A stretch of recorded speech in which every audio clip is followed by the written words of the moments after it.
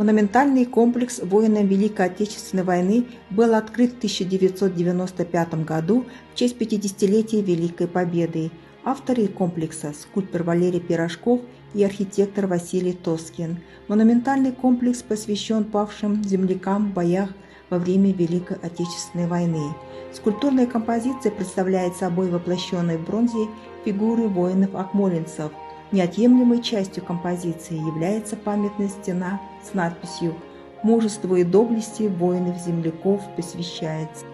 У основания стены размещены мемориальные плиты с названиями 310-й, 387-й, 72-й гвардейской стрелковой дивизии и 106-й национальной кавалерийской дивизии, сформированных в годы Великой Отечественной войны в Акмолинске.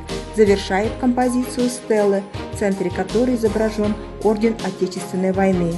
Формирование дивизии и ускоренное обучение бойцов в Акмолинске проходило в условиях военного времени.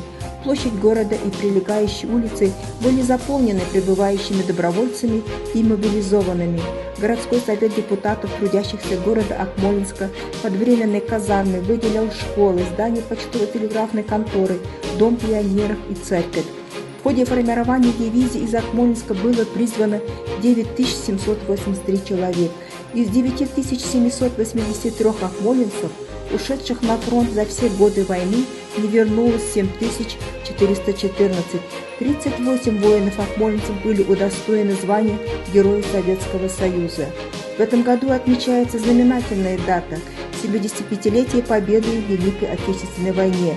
Мы должны всегда помнить, какой ценой досталась нам Великая Победа.